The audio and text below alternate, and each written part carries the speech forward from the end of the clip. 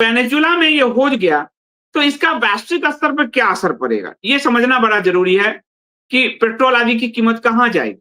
ठीक है, तो ये जो है सबसे बड़ा दुनिया का तेल भंडार, युद्ध जैसी स्थिति है तो निश्चित तौर पर वैश्विक बाजार में कच्चा तेल जो क्रूड ऑयल कहा जाता है उसकी कीमतें बढ़ सकती है।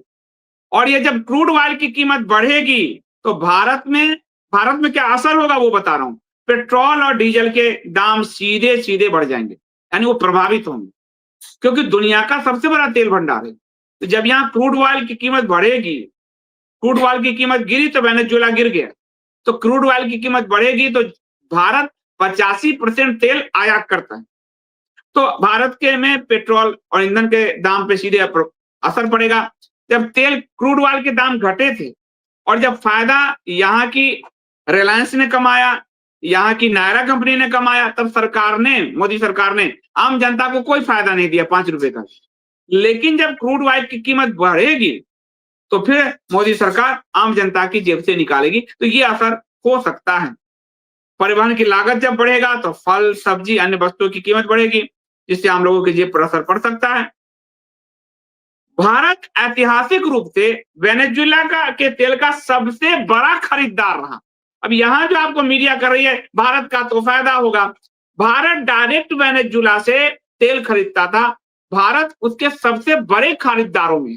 अब अमेरिका कंट्रोल जब कर लेगा तो ऑलरेडी अमेरिका से भारत का आयात बढ़ा हुआ है, तो अब अमेरिका अपनी शर्तों पर वेनेजुएला से कुछ सस्ते पे ले रहा था, तो भारत पर असर पड़ना ही है। ये आपसे झूठ बता रहा है सब कि भारत पर असर नहीं पड़ेगा और भारत पे पॉजिटिव असर पड़ेगा ना। भारत वेनेजुएला के तेल का सबसे बड़ा खरीदार रहा है, वहां भारी मात्रा में कच्चा तेल है और जो भारतीय रिफाइनरी के लिए उपयुक्त है, जो लाते थे। तो भारत द्वारा लगाए गए प्रतिबंध, पिछले प्रतिबंध जैसे ईरान पे प्रतिबंध लगाया तो भारत ने वहां से हटे, तो भारत कई बार वेनेजुएला से डिस्काउंट प्राइस पर तेल खरीदता था। अब वो डिस्काउंट प्राइस पर नहीं ले पाएगा क्योंकि अब अमेरिका का कब्जा हो गया। और इस हस्तक्षेप, सैनिक हस्तक्षेप जो वेनेजुएला में हुआ, उसके बाद डिस्काउंट खत्म हो सकता है भारत का, तो भारत में तो कच्चा तेल भी महंगा हो जाएगा। तो कैसे ये मीडिया वाले और सरकारी ये यूट्यूबर और सरकारी मीडिया कैसे कह रही है आपको कि भारत पे पॉजिटिव असर पड़ेगा, कैसे कह रही है? तो और फिर भारत को महंगे विकल्प पर निर्भर रहना पड़ेगा, सऊदी अरबिया आदि जो भी है। उसके बाद ये जो है दूसरा है कि जब चीन और अमेरिका का तनाव बढ़ेगा, क्योंकि वेनेजुएला में चीन इंफ्रास्ट्रक्चर खड़ा किया, अब अमेरिका ने हमला किया और इसमें भी भारत पिसेगा, क्योंकि बात बात पे ट्रंप धमकाता है। आज भी हमारे प्रधानमंत्री पर अनर्गल बोला वो। तो जब चाइना और अमेरिका के बीच टकराहट बढ़ेगी तो भारत के लिए दोनों के बीच संतुलन स्थापित करना मुश्किल होगा। तो दूसरा खतरा ये है। तीसरा कि भारत अपनी आयात का 85% जो अपने ईंधन जरूरत का 85% आयात करता है। वेनेजुएला में अस्थिरता भारत को अपने ऊर्जा स्रोतों में विविधता लाने के लिए मजबूर करेगी। अब अलग अलग ऊर्जा स्रोत आप खोलिए, क्योंकि यहां तो अब तेल के मार्केट पर ही पूरा अमेरिका कब्जा करके सबसे बड़े मार्केट में बढ़ गया है।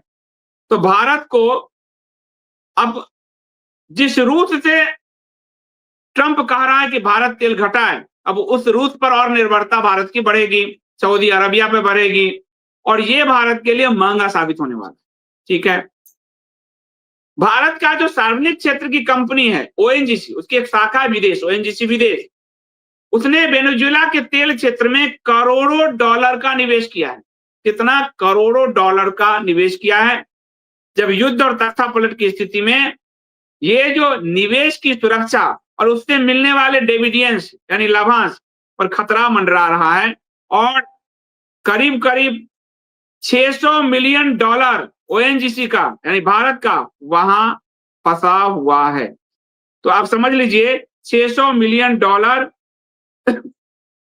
वहां पर भारत का फंसा हुआ है। तो कैसे ही कह रहे हैं भारत के भी फायदे में, भारत का पैसा भी फंसा है ओएनजीसी का और लाभांश भी, डिविडेंड भी फंसा हुआ है वहां पर। ठीक है, तो यह जो वेनेजुएला में हुआ है वो सिर्फ दक्षिण अमेरिका की समस्या नहीं है, ये भारत के भी समस्या है। भारत के बजट पर, शेयर पर और आम लोगों की महंगाई पर इसका असर होने वाला है।